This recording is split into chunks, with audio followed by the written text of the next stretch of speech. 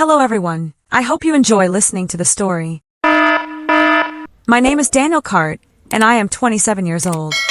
I signed the order that permanently banned my parents from every airline in the country. 17 years ago, they left me alone at an international airport to see if I could figure life out. Today, I stood in a glass office above Terminal 3, watching two aging figures argue with a check-in agent who looked seconds away from calling security. The system had already flagged them. That was why my assistant knocked on the door and said, "Sir, we have a situation you might want to review." I did not need the screen to tell me who they were. Time had changed their faces, but not enough. I knew the way my mother pressed her lips when she felt entitled. I knew the sharp tilt of my father's chin when he thought he was right. They did not recognize me, but I knew exactly who they were. I walked closer to the monitor, my reflection faint against the footage. The agent kept apologizing, explaining that their boarding passes had been denied. My father raised his voice. My mother demanded a supervisor. I heard none of it clearly, but I did not need to. I had heard those tones before. Authority without consequence. Confidence without accountability. I pressed a button, and the system pulled up their full profiles. Years of travel history. Violations. Complaints. And one buried note that most people would never notice. I noticed everything. I always had. "Are you sure about this?" my assistant asked quietly when I opened the authorization panel. I did not look at him. I had been sure for 17 years. My finger hovered for a moment, not because I hesitated, but because I understood the weight of what I was about to do. Permanent flight restriction. No appeals. No exceptions. A person erased from the sky. Some people think power is loud. They think it looks like shouting or threats. They are wrong. Real power is silent. It sits behind glass and waits. I confirmed the order. The system processed it in less than a second. Down below, nothing changed at first. Then the agent's screen updated. Her posture stiffened. She called someone. Within minutes, security began moving toward them. I leaned back slowly, letting the moment settle. 17 years collapsed into a single decision. They thought what they did was a lesson. They thought abandoning a 10-year-old in a foreign airport would teach independence, resilience, strength. Maybe it did, just not in the way they expected. It did not break me. It built something colder, something precise. If someone left you alone in a foreign airport at 10 years old, would you forgive them, or would you make sure they never traveled again? I remember the exact moment they decided to leave me. It did not feel dramatic at first. There was no shouting, no warning, no final goodbye that would make it easier to understand. We were standing near gate C-17, surrounded by the constant hum of rolling suitcases and distant boarding calls echoing through the terminal. My mother adjusted her scarf, glanced at my father, and then looked down at me with a smile that felt rehearsed. "Stay right here," she said. "We will be back in a few minutes." My father nodded, already distracted, already somewhere else in his mind. I believed them. Of course I did. I was 10 years old. You are supposed to believe your parents. That is the rule you grow up with, the invisible contract that says they will not leave you behind. At first, I did not even sit down. I stood there, holding my small backpack, watching the crowd move around me like a river that never stopped flowing. 10 minutes passed, then 20. I checked the spot where they had disappeared, expecting them to reappear at any second with coffee or food or some explanation. An hour went by. The gate display changed flights. The crowd shifted. The people who had been around me left, replaced by strangers who did not even glance in my direction. That was when something inside me tightened. Not fear yet, not panic, just a quiet, growing awareness that something was wrong. I sat down eventually, choosing a chair near the charging stations because it felt like a place where people stayed longer. I wanted to blend in. I kept my eyes fixed on the walkway, scanning every face that passed by, convinced that I had simply missed them in the crowd. 2 hours turned into 3. My stomach started to ache, not just from hunger but from the kind of tension a child cannot name. I tried calling my mother's phone. It went straight to voicemail. I tried my father's number. The same result. I told myself their batteries must have died. That was easier to believe than the alternative. As the hours stretched on, the airport began to change. The bright energy of the afternoon faded into a colder, quieter atmosphere. Lights seemed harsher. Announcements echoed louder in the emptier space. I watched a janitor slowly push a cart across the polished floor, the wheels squeaking in a rhythm that felt too steady, too indifferent. People around me moved with purpose, boarding flights, meeting loved ones, continuing their lives. I stayed in the same chair, shrinking into myself, trying to take up as little space as possible. Do you know what it feels like to realize you were not forgotten, you were abandoned? It does not hit all at once. It seeps in, layer by layer, until the truth is impossible to ignore. At some point, an airport security officer approached me. He crouched slightly, lowering himself to my level, his voice calm but firm. "Where are your parents?" he asked. I felt my throat tighten, but I forced out the answer I had been repeating in my head. "They are coming back," I said. "They told me to wait." He studied my face for a moment, as if trying to decide whether to believe me or not. Then he nodded slowly and told me to stay where I was. He walked away, but I could feel his eyes on me from a distance. I understood something then. If I admitted the truth, everything would change. Police, reports, questions I could not answer.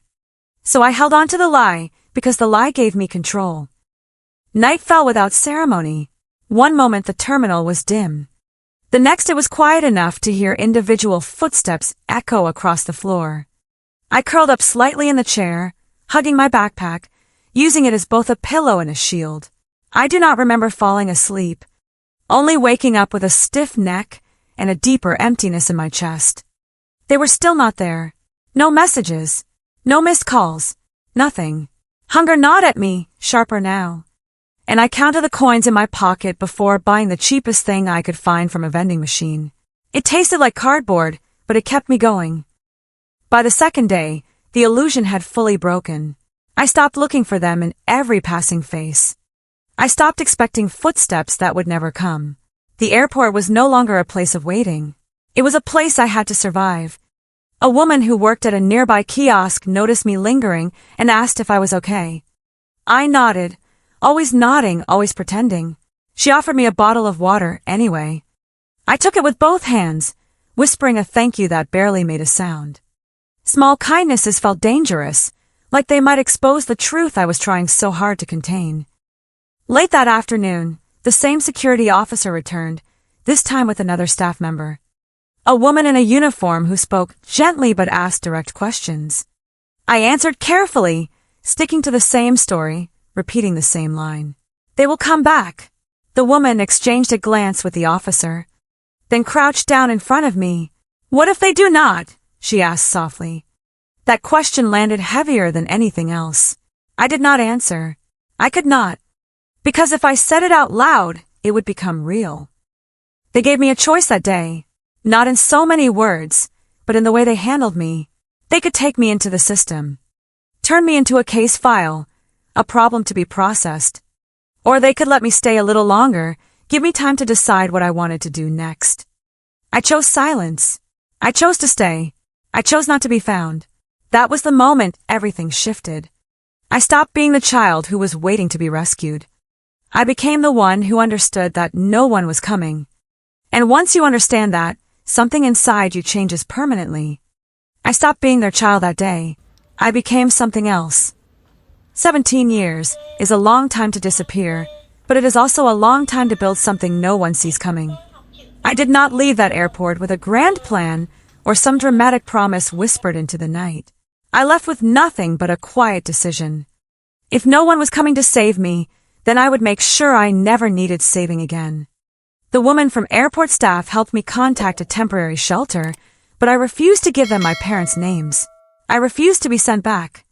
That was the first time I chose control over comfort, and it would not be the last.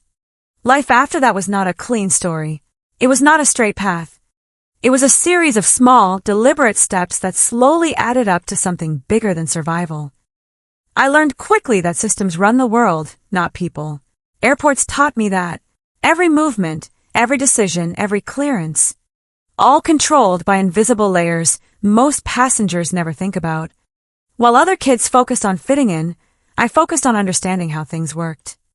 I took part-time jobs as soon as I was old enough, starting with cleaning crews and baggage handling. Anything that kept me inside the environment that had once abandoned me. I watched everything. I listened more than I spoke. People underestimate how much you can learn when you're invisible. They talk freely. They make mistakes. They reveal patterns. And I remembered every single one. By the time I turned 18, I knew I did not want to leave the aviation world. Not because I love planes, but because I understood power lived there. Movement is control. Access is control.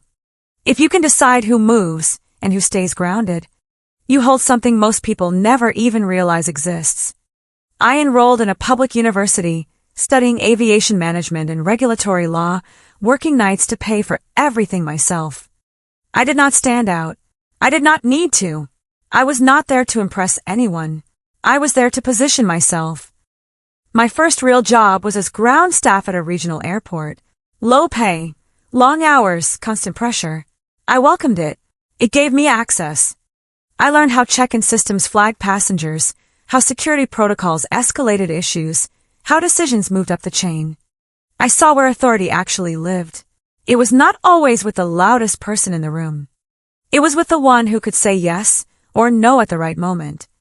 I kept moving, promotion by promotion, never drawing attention to my past, never sharing more than necessary. Compliance officer came next, then regulatory analyst. And eventually I stepped into a role most people only reach after decades. Aviation security director. The title did not matter to me. The access did. People think power is money. They are wrong. Power is access. Power is knowing the right system to use at the exact moment it matters. By then, I had full authority over enforcement decisions tied to passenger risk, violations, and travel restrictions. The no-fly list was not something I created, but it was something I controlled within my jurisdiction. Every addition required justification, documentation, and approval. It was not personal. It was supposed to be objective. That was what made it powerful. No one questions a system when it appears neutral. I never actively searched for them. That is the part most people misunderstand. I did not spend years hunting my parents down or waiting for revenge. I built a life that did not require their existence. But memory does not disappear just because you refuse to feed it. It waits quietly. It sharpens over time. There were moments, small and unexpected, when something would trigger it. A child crying at a gate, a family arguing over luggage, a delayed flight announcement that made someone panic. Each time, I felt that old sensation rise for just a second, then fade. Not pain anymore. Something colder. Something precise. The system logs everything. That is the nature of modern travel. Names, identification numbers, travel histories, behavioral flags. People leave trails without realizing it. I understood those trails better than most. Still, I never crossed the line into searching for them. Not because I could not, but because I did not need to. I believe something simple.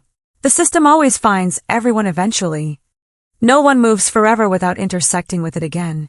Airports are crossroads. Sooner or later, every path circles back. Over time, my perspective shifted completely. I stopped thinking in terms of forgiveness or anger. Those emotions require energy, and I preferred efficiency. What mattered to me was control. Structure. Balance. If something disrupted that, I corrected it. If someone violated it, I enforced consequences.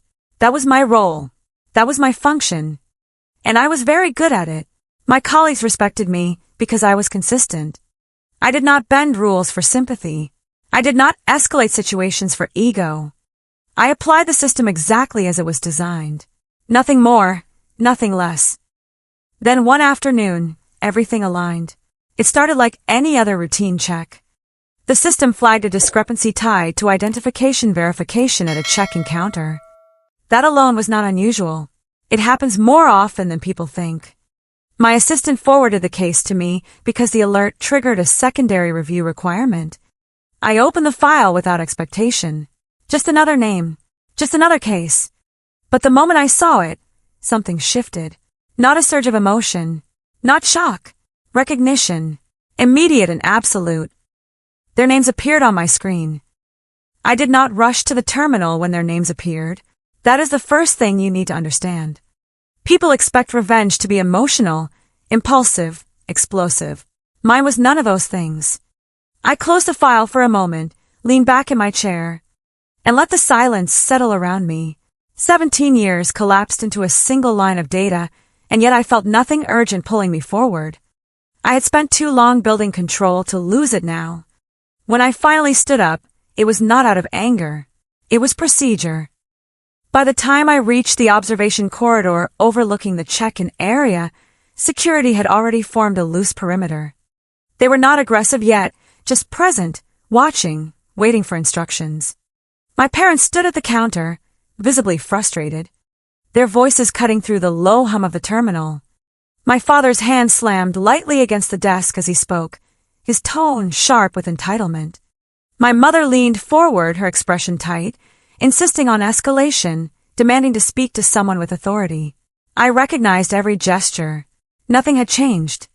Time had worn them down physically, but inside, they were exactly the same. I watched them for a full minute before stepping forward. Not because I needed time to prepare, but because I wanted to observe. People reveal themselves most clearly when they think they are right. The agent behind the counter maintained her composure, repeating policy, explaining that their boarding clearance had been revoked pending review. My father laughed in disbelief, a short, dismissive sound. There has to be a mistake, he said. Fix it. Not please. Not can you help. Just fix it. My mother added, we have a connecting flight. We cannot be delayed because of your system error. The word system lingered in my mind.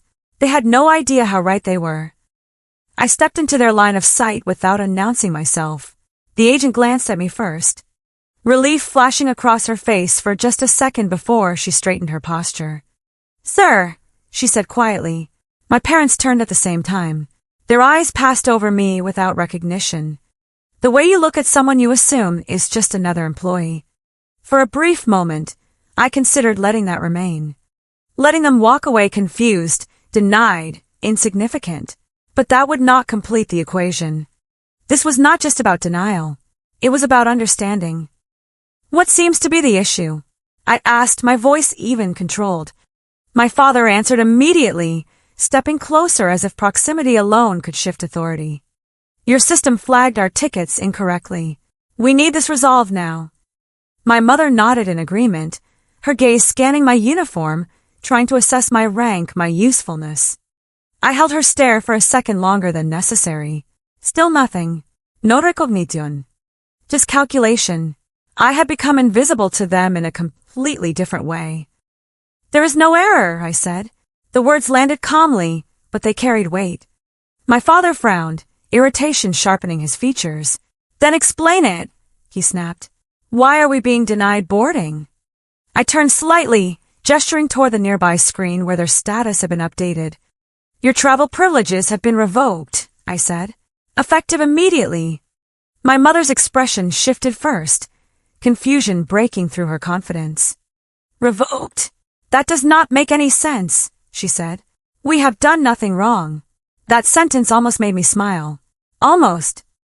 You have a right to request a formal explanation, I replied, maintaining the structure of protocol, but the restriction is permanent. The word permanent hung in the air longer than anything else. My father took a step forward, his voice rising. You cannot do that, he said. We are not criminals. I tilted my head slightly, studying him the same way I used to study system patterns. This is not a criminal designation, I said. This is an administrative enforcement decision. He did not understand the distinction, but it did not matter.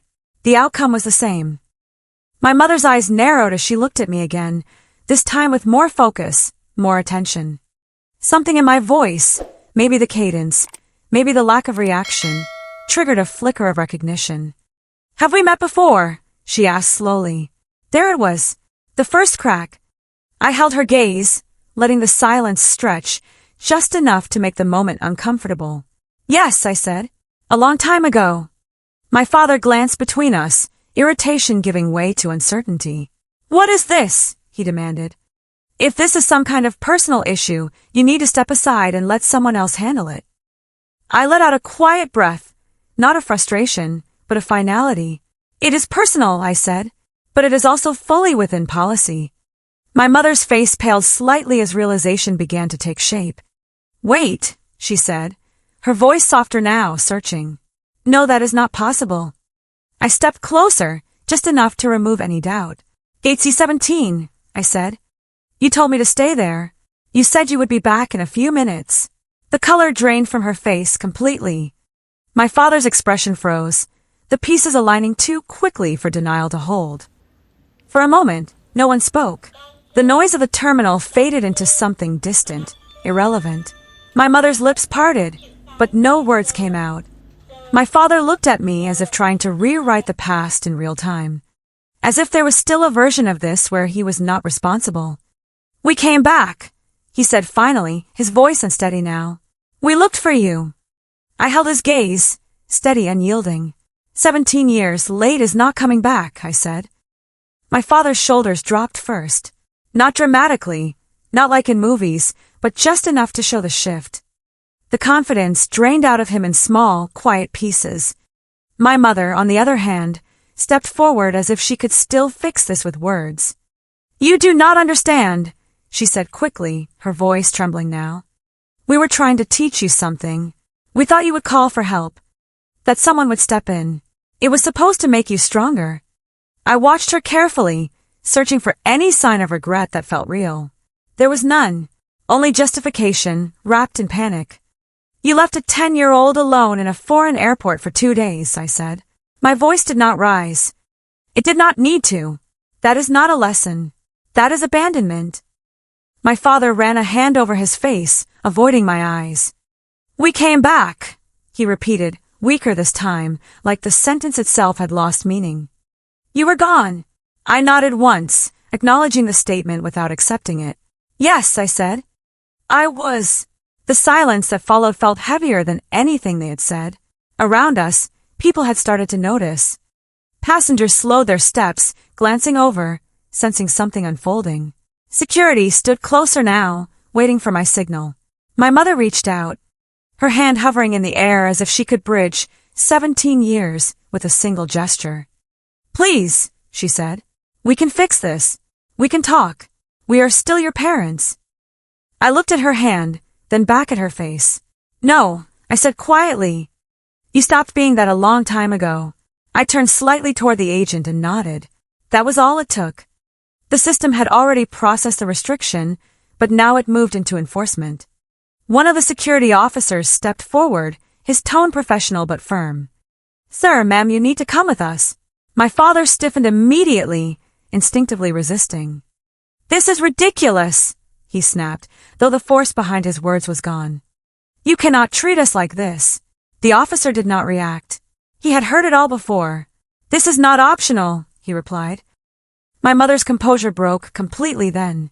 Tears filled her eyes, her voice rising in desperation. You cannot do this to us, she said, looking directly at me. We are your family. I held her gaze, steady, unmoved. Family does not leave a child behind and call it a lesson, I said. This is not something I am doing to you. This is something you set in motion 17 years ago. The words landed exactly where they needed to. Not loud, not cruel, just final. Security guided them away slowly, not roughly, but with enough presence to make it clear there was no argument left to have. My father did not look back. My mother did, over and over, as if expecting something to change, as if waiting for me to call them back. I did not. I stood there until they disappeared past the corridor, until the noise of the terminal swallowed them completely.